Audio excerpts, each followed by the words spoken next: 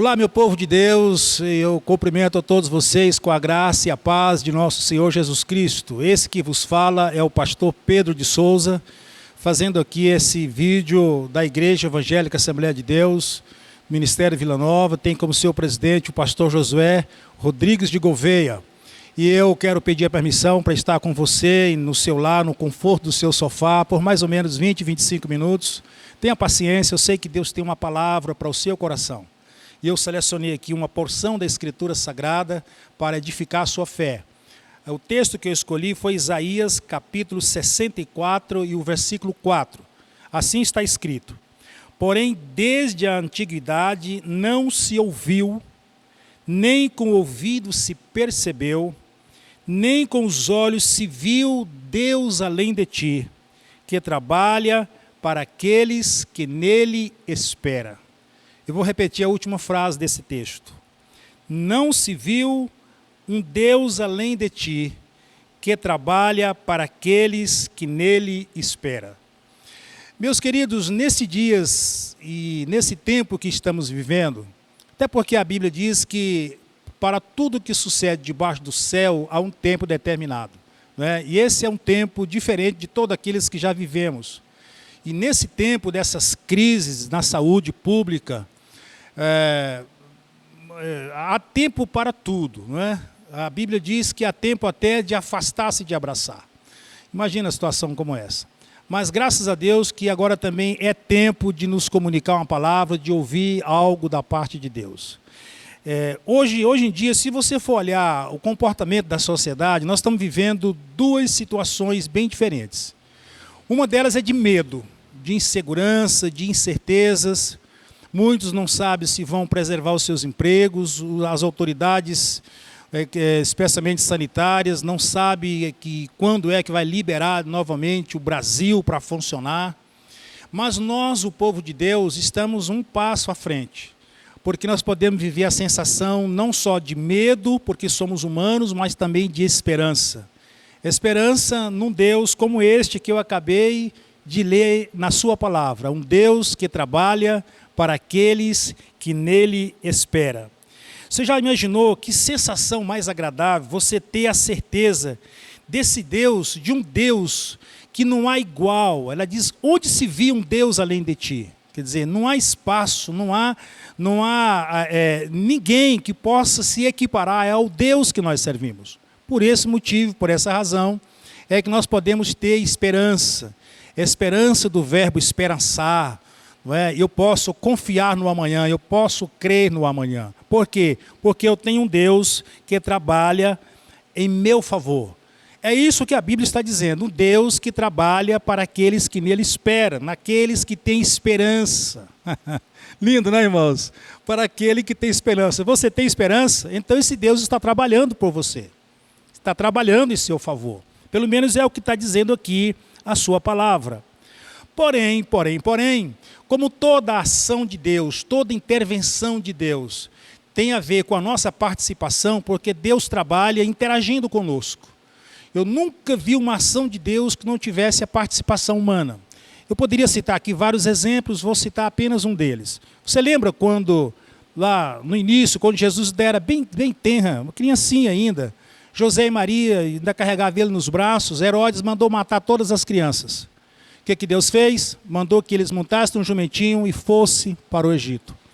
Deus, nesse Deus todo-poderoso, que não há Deus além dele, ele não poderia livrar o seu filho, ainda que deixasse que todos morressem, mas ele preferiu utilizar da possibilidade, da capacidade que José e Maria tinham, de botar ele no jumentinho e sair dos territórios, daquela região, do território de Israel, para livrar o seu filho. Então Deus sempre trabalha a partir de nós.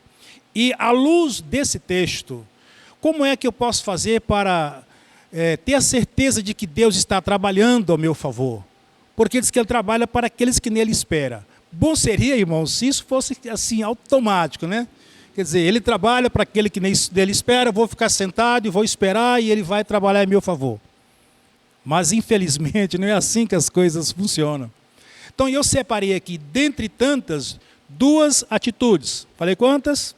Duas atitudes que eu e você temos que tomar, temos que proceder para sermos alvo do trabalho de Deus, do favor de Deus, da bênção de Deus, do cuidado de Deus, nesses tempos difíceis, onde você não sabe onde bota a mão e pode sair dali contaminado com esse coronavírus, não é? Um vírus altamente contagioso.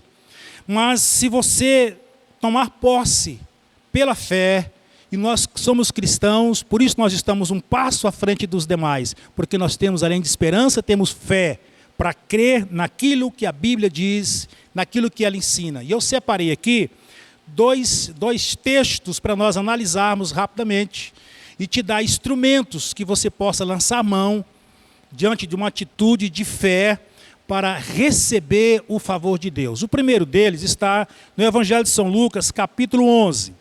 Capítulo 11 de Lucas, o versículo de número 34 diz assim: são os teus olhos a lâmpada do teu corpo. Eu estou lendo Lucas 11, verso 34. Se os teus olhos forem bons, todo o teu corpo será luminoso. Mas se os seus olhos forem mau, todo o teu corpo ficará em trevas. Observou o que o texto diz? Se teus olhos forem bons, ou se teus olhos forem maus, ele vai definir como será o nosso corpo. Vamos interpretar isso direito?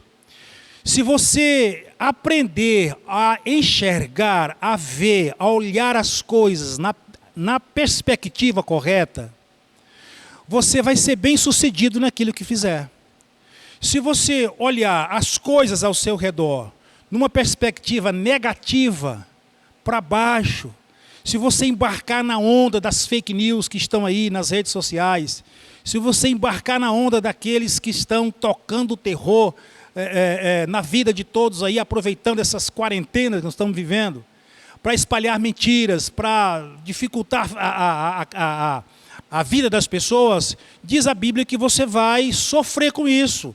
O texto diz que o seu corpo estará em treva, ou seja, vai depender da perspectiva que você vai enxergar as coisas. O senhor olha do lado de fora, está tudo difícil? Está. Não está fácil para ninguém? Não está. Só que você está um passo à frente. Você tem que enxergar nesta perspectiva. Eu sou filho de Deus. Deus é o meu pai. Ele tem cuidado da minha vida. E o pai quer o melhor para seu filho. O que a Bíblia diz? Que ele veio para os seus não receberam. Mas a tantos quanto receberam, deu-lhes o poder de serem feitos filhos de Deus. Você creu em Jesus? Você recebeu Jesus? Pronto, você é filho de Deus. Estará debaixo desta proteção a partir da ótica em que você enxergue as coisas, que você olhe as coisas. Está tudo difícil? Está, mas eu estou observando cuidadosamente o que as autoridades sanitárias estão falando, estão orientando, eu estou cumprindo direitinho esse protocolo. Entendeu? O que vai acontecer? Eu vou tirar de letra, eu vou passar por esse vendaval ileso. Por quê? Porque além dos cuidados que eu sou instruído a praticar, eu tenho a proteção de um Deus que trabalha em meu e em seu favor. Isso não é legal? Isso não é interessante? Agora, se eu enxergar as coisas do lado negativo, está difícil, não vai ser fácil, esse vírus vai pegar.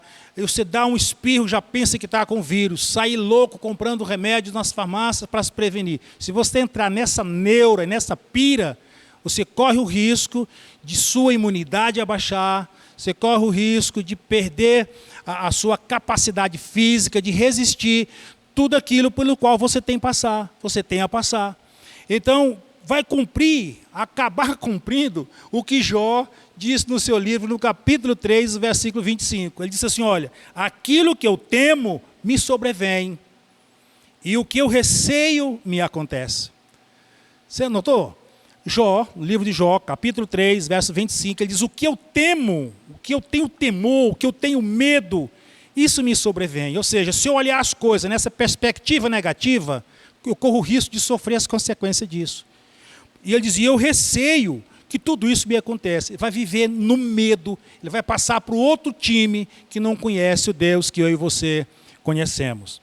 E aí, meus irmãos, vai valer aquela nobre e célebre frase de Henry Ford, lembra? O criador dos automóveis Ford, né? Ele disse o seguinte, olha, se você pensa que pode ou pensa que não pode, em ambos os casos você está certo. porque vai depender da perspectiva como você vai enxergar as coisas. E isso é muito fácil de ser compreendido, e eu tenho um exemplo claro na Bíblia Sagrada, e por sinal muito conhecido, aquela história do povo de Israel. Você lembra? Quando o povo de Israel estava vindo do Egito, caminhando em direção a Canaã, está lembrado da história? Chegaram nas margens do Jordão, Moisés chamou os seus líderes e disse: olha, vocês vão lá do outro lado da terra e vão dar uma olhada lá, e vamos conhecer a terra que Deus nos deu por promessa.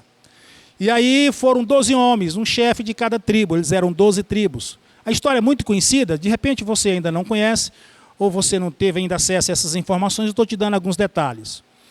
E eles olharam a terra, passaram 40 dias lá na terra, estudando a terra, subindo e descendo, olhando, verificaram, fizeram um relatório e trouxeram a Moisés. Quando eles chegaram no arraial, onde estavam acampados, 10 deles disseram: Moisés, a terra é boa, mas em outras palavras, não é para o nosso bico. E aí, pelo outro lado, Josué e Caleb, 2 dos 12, né? Ou seja, 10 de um lado e 2 do outro, disse: é verdade, nossos irmãos têm razão. Entendeu? Os gigantes lá são grandes, as muralhas são grandes, lá não é fácil de entrar, só que Deus nos deu a terra. Subamos animosamente e vamos possuir essa terra. Esse texto está registrado no livro de Números, no capítulo 13 e 14. Eu selecionei aqui alguns versos para ler para você. Vamos olhar então o foco desses 10 espias. Porque eu estou falando aqui de perspectiva, como você vê as coisas. Olha como que os 10 espias viram a terra.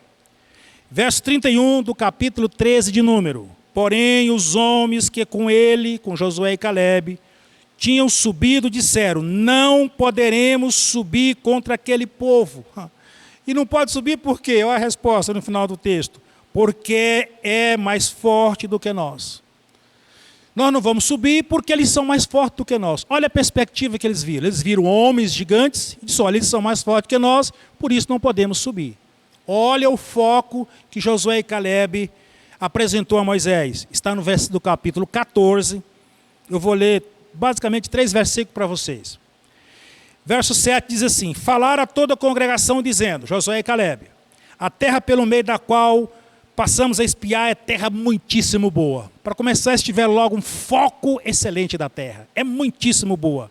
Verso 8: se o Senhor se agradar de nós, ou seja, se nós não formos covardes, medrosos, se nós não tivermos uma perspectiva errada, é o que eles estão dizendo aqui, então nós nos fará entrar nessa terra. Quer dizer, de início ele já estava dizendo: olha, Deus nos fará entrar. Aquele Deus no qual eu espero trabalha em nosso favor e vai me fazer entrar na terra.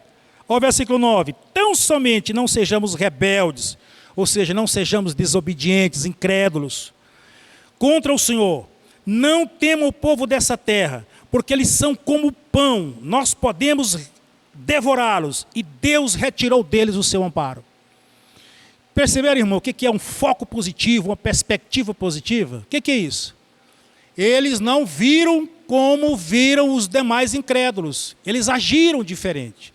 Esse é o desafio para nós nesse tempo de batalha, de guerra, de incertezas, de perspectivas, de sair dessa quarentena, dessa dificuldade. É termos o foco correto em Deus, nas promessas de Deus, na palavra de Deus.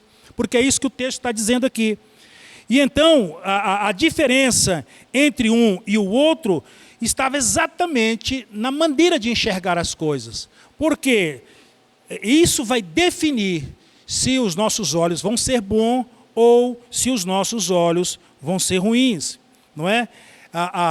Eles chegaram na terra e viram a mesma coisa. Tudo que os 10 espias viram, os 2 espias também viram. Só que eles trouxeram respostas baseado em perspectivas diferentes. Eu não sei se você lembra uma historinha que se conta, diz que uma empresa de calçados decidiu mandar 2 vendedores para explorar uma cidade, assim como Josué e Caleb e seus companheiros foram explorar a terra de Canaã. E aí eles foram explorar a cidade. Quando eles chegaram lá, diz a história que o povo andava descalço. Eles eram vendedores de sapatos. Não é? E andava descalço. Um olhou e pegou o telefone, ligou para a empresa e disse: olha, pode cancelar a minha cota de sapatos, que aqui ninguém usa. Aqui ninguém usa, o povo tem uns pés bem calcificados de andar no chão, eles não usam sapato aqui. O outro, quando olhou aquela situação, ligou e disse, olha, pode dobrar a minha cota de sapatos que você ficou de mandar, porque aqui ninguém usa e eu vou rachar de vender esse mês, vou ultrapassar a minha cota. O que é isso? Perspectiva diferente. Enquanto um enxergou do lado positivo, o outro enxergou, o outro viu do lado positivo. Então assim deva ser, meus irmãos, a nossa postura, a nossa posição diante desta calamidade pelo qual não só o Brasil, mas o mundo está passando nesses dias. É de confiança, é de credibilidade no Deus que pode todas as coisas. Nós devemos fazer como aqueles 2 bravos soldados, dar o grito bem alto, retirou-se deles o seu amparo, subamos animosamente e possuamos a terra. Qual o nosso grito hoje? Pode quem quiser ter medo, pode quem quiser se alarmar, pode quem quiser baixar sua imunidade. Eu vou continuar confiando no Senhor, porque eu tenho um Deus que trabalha para aqueles que nele esperam e eu estou ancorado na sua graça, na sua proteção, na sua bondade e no seu poder. Portanto, primeiro, perspectiva correta das coisas que nós vemos e ouvimos nesses dias. Essa é a primeira atitude nossa. A segunda atitude, eu vou ler 2 textos e ver se você capta o que Deus me mostrou nesses 2 textos. O primeiro está em Mateus 6, versículo 34. Mateus, capítulo 6, verso 34. Não vos inquieteis pelo dia de amanhã. Jesus ali ministrando o chamado Sermão da Montanha, Sermão do Monte, né? Ele diz, não vos inquieteis pelo dia de amanhã. Sublinha essa palavra, dia de amanhã. Porque o dia de amanhã cuidará de si mesmo, basta cada dia o seu mal. Sublinha a palavra, basta cada dia seu mal. A frase, né, aliás. Dia de amanhã, cada dia seu mal. Vou ler mais um texto para refrescar a sua memória. Efésios capítulo 6, verso 13. Portanto, tomai toda a armadura de Deus para que possais resistir o dia mau. Sublinha a palavra, dia mau. Aí, se você for ler outros textos, por exemplo, Mateus 6,13, Jesus disse, olha, Pai nosso que está no céu, blá, blá, blá, blá, blá. Verso 13, o pão nosso de cada dia. Então você vai encontrar essa expressão cada dia, dia mau, para o dia, só neste dia, muitas e muitas vezes na Bíblia. O que é que isso nos informa? O que é que isso nos ensina? Que o Deus que nós servimos é um Deus que trabalha com cotas diárias. Então, Deus não é um Deus que dá tudo de uma vez e nem de uma vez por todas. Então, pastor, qual é a atitude então que o senhor está tentando nos ensinar, que nós devemos tomar nesses dias para sermos alvos das promessas do Deus que trabalha para aqueles que nele esperam? Primeiro, tenha a perspectiva positiva das coisas. Segundo, aprenda a profetizar positivamente o seu dia a dia. Aprenda a profetizar positivamente o seu dia a dia. Porque Deus trabalha com cotas diárias, irmãos. Não basta orar hoje e amanhã não orar. Não basta orar amanhã e depois não orar. Temos que orar todos os dias, porque ao nosso redor está cheio de gente desesperados, desesperançados, desacreditados. Eles não têm o Deus que nós temos. Então nós precisamos orar por essas pessoas. Sabe o que eu faço todo dia? Quando eu levanto, quando eu acordo e boto os pés ao lado da minha cama, eu levanto a mão, digo, Deus, eu declaro neste dia a minha proteção, a proteção da minha casa, da minha família, dos meus filhos, da igreja onde eu estou servindo. Eu declaro a proteção dos meus vizinhos, eu declaro a proteção daqueles que chegar aqui na minha casa, que sair da minha casa. Bendito será o entrar, bendito será o sair. É assim que eu faço. Por quê? Porque eu aprendi esses princípios. Deus trabalha com cotas diárias. Não adianta, irmãos, nós queremos pensar que as coisas são feitas de uma vez ou de uma vez por todas. Não, de uma só vez ou de uma vez por todas. Deus todo dia, Ele tem uma cota para o nosso dia. Vamos pegar o exemplo do Egito, quando Israel vinha, nós já começamos nesse exemplo, vamos continuar nele. Durante os 40 anos que eles passaram no deserto, todo dia Deus mandava maná para eles. E eles tinham que colher o maná daquele dia e comer naquele dia. Porque quem guardasse de um dia para o outro cheirava mal. Porque Deus todo dia tem um maná novo para nós. Deus todo dia tem um maná novo para você, tem um maná novo para a sua família. Então, o nosso Deus é o Deus das renovações.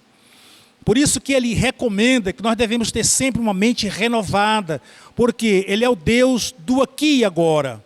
Porque Ele lida com seres limitados. Se nós fôssemos eternos no sentido de Deus, não precisava disso. Mas nós somos limitados. O ontem eu não posso viver mais. O amanhã eu não sei se eu vou viver. Então meu tempo é aqui e agora. Quando eu chegar no amanhã, que a história me propõe, eu estou no hoje do aqui e agora. Então é importante que eu entenda esse modus como Deus opera. Se você olha, por exemplo, eu vou te dar aqui alguns textos da palavra de Deus, no livro das Lamentações, no capítulo 3, poderia ler vários textos aqui para ilustrar isso para você. Mas no livro das Lamentações de Jeremias, no capítulo 3, verso 22 e 23, está escrito assim, olha: as misericórdias do Senhor são a causa de não sermos consumidos. E qual a causa disso? Porque as suas misericórdias não têm fim. Que promessa extraordinária. Nós não somos consumidos pela sua ira, pela sua justiça, porque Ele é um Deus misericordioso. E mais do que isso, elas não têm fim. Agora preste atenção no versículo 23. Renova-se a cada manhã. Quer dizer, essas misericórdias que não têm fim, elas são renovadas a cada manhã. É impossível hoje eu viver a misericórdia que Ele tinha para eu ontem. Não tem como. Eu vou viver a misericórdia que Ele tem para mim hoje. Porque o texto termina: renova-se a cada manhã, grande é a tua fidelidade. Deus é fiel para todos os dias colocar a minha e a sua disposição, a sua misericórdia, para que eu desfrute dela. Deus tem misericórdia para você hoje. Você já desfrutou da porção de hoje? Ainda está a tempo. Diga: Deus, eu estou aberto a estas misericórdias, ministra ela a minha vida, a minha casa. E amanhã fazer o quê? Tornar a suplicar estas misericórdias. Porque senão, irmãos, nós vamos cair naquela cláusula de que fez uma vez, está feito por todas. E aí, depois as coisas não acontecem como deveria, e nós queremos culpar a Deus. Isso é de gente que não conhece a Bíblia, e não sabe e não conhece o Deus que lhe serve. Não é? Vamos observar aqui o que esses moços profetizaram. O que eles profetizaram? Os 10 espias. Isso aqui, irmão, é a chave para entender. Vamos voltar no texto anterior, do primeiro ponto. Os 10 espias e os 2 espias, todos eles profetizaram positivamente e negativamente. Agora, o bom disso, ou o pior disso, que tem um bom e o pior, é que eles profetizaram, todos os dois, tanto que quem profetizou negativamente e quem profetizou positivamente, cumpriu-se a profecia do jeito que eles profetizaram. Você já percebeu isso na Bíblia? E nesse texto que eu li de Números 13 e 14, estou me referindo a 2 capítulos, estou aqui pisando pontos pontuais desse capítulo. Mas observe bem, vamos olhar então o que eles profetizaram? Josué e Caleb, vamos pegar os que profetizaram positivamente. Verso 30 de Números 13. Subamos e possuamos a terra, porque certamente prevaleceremos contra ela. Ou seja, vamos junto, não vamos desanimar, vamos tomar posse daquilo que Deus prometeu para nós. Vamos, essa foi a profecia dele. Essa foi o ponto positivo. Ele creu no que Deus havia dito, foi para cima das promessas de Deus. Agora observe o que disse os 10. Números 13, verso 31, versículo seguinte. Não podemos ou poderemos subir contra aquele povo, porque é mais forte do que nós. Viu aí? 2 disse, vamos porque certamente, ou seja, não tenho dúvida que vamos prevalecer, vamos sobrepor eles. Pode ser gigantes, pode ser muralhas, pode ser o que for. Vamos para cima. Eles tinham um muro ali, irmãos, de mais ou menos 6 metros de altura por 4 de largura. Caleb e Josué disse, vamos passar por cima disso, Deus é conosco. Aí os demais disseram, não podemos subir. Agora, olha a resposta de Deus a essas 2 atitudes. Agora eu estou em número 14, a partir do versículo 28. Eu estou com o texto editado para não tornar você muito cansativo aqui. Tá? Mas olha o que diz o versículo 28 de Números 14. Depois você pega a sua Bíblia, cuidadosamente folheia lá. Assim como eu vivo, diz o Senhor, que como falaste aos meus ouvidos, assim farei a vós outros. Vou repetir de novo para você ouvir. Olha a resposta de Deus a essas duas profecias deles. Assim diz o Senhor, como eu vivo, ou seja, Deus jurou por si mesmo. Irmãos, pensa nisso. Assim como eu vivo, diz o Senhor, como falaste aos meus ouvidos. Qual foi o que você falou aos ouvidos de Deus? Subamos e possuamos a terra. Deus diz, pois vai possuir. Como foi que eles falaram aos ouvidos de Deus? Não vamos poder subir e possuir a terra. Não possuíram. Nós conhecemos o fim dessa história. Eles não possuíram, por quê? Porque Deus não deu conta de colocar eles lá? Porque Deus foi imparcial na sua ação? Não, porque profetizaram erradamente. Meu irmão, olha para cá, aumenta a sua atenção para ouvir o que eu vou dizer agora. Profetiza positivamente nesses dias, é dias de profetizar, de abençoar sua casa, seu emprego, seu patrão, a sua família, seus vizinhos. É tempo de profetizar positivamente, porque Marcos, no capítulo 11, o versículo 22 e 23, Jesus diz, olha o que Jesus diz, irmão.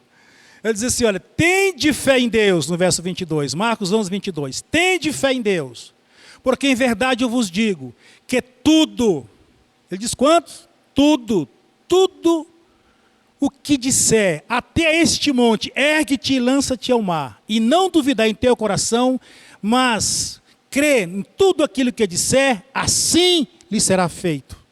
Portanto, meu irmão, nós temos aqui a chave, profetizar positivamente, para nós entrarmos na terra. Você lembra da mulher hemorrágica, capítulo 5 de Mateus? Por que ela foi curada daquela hemorragia? Porque diz o versículo de número 28 de Mateus, Marcos capítulo 5, Mateus não, Marcos.